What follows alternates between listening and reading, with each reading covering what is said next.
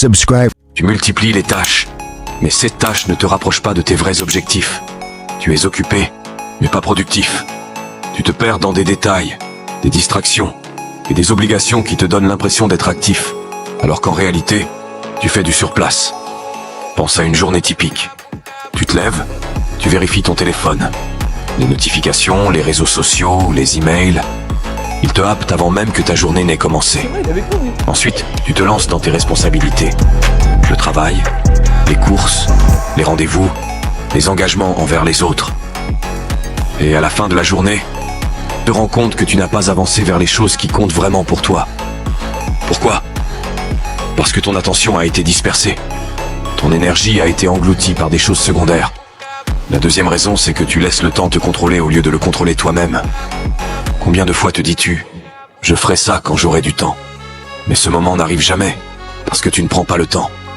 Tu le laisses se remplir automatiquement, sans intention, sans priorité.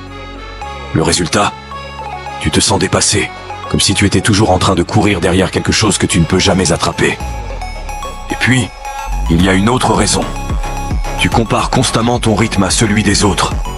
Avec les réseaux sociaux, c'est devenu presque automatique. Tu vois des gens réussir, voyager, lancer des projets, et tu te dis « Pourquoi eux et pas moi ?» Mais ce que tu ne vois pas, c'est ce qui se passe en coulisses. Tu ne vois pas leurs luttes, leurs sacrifices, leurs échecs. Tout ce que tu vois, c'est une version filtrée de leur vie, et tu utilises cette illusion pour te juger, pour te dire que tu es en retard. Mais laisse-moi te poser une question. En retard par rapport à quoi ? Quelle est cette course que tu penses être en train de perdre ? La vérité, c'est qu'il n'y a pas de course. Personne ne vit ta vie à part toi.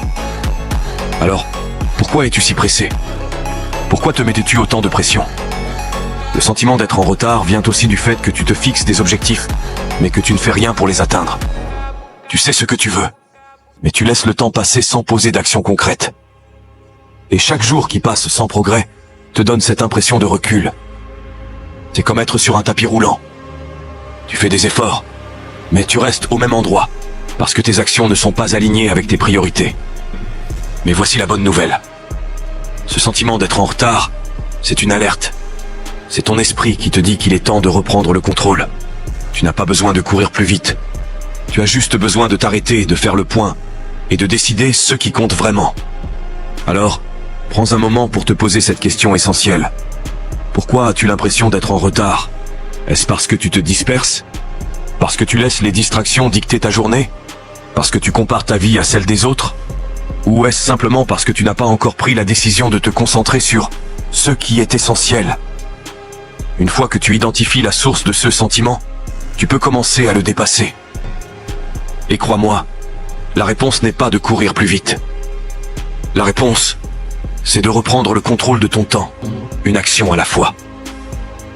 Le temps, c'est ta ressource la plus précieuse.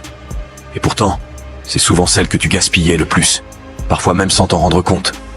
Les heures perdues, les moments volés par des distractions invisibles, finissent par s'accumuler.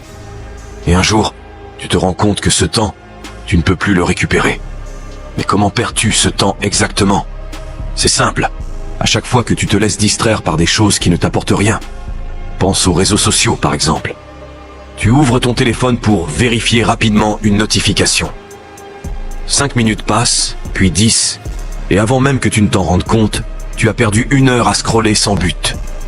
1 heure que tu aurais pu utiliser pour avancer sur un projet, apprendre quelque chose de nouveau, ou simplement te reposer. Et ce n'est pas tout. Combien de temps passes-tu à procrastiner ?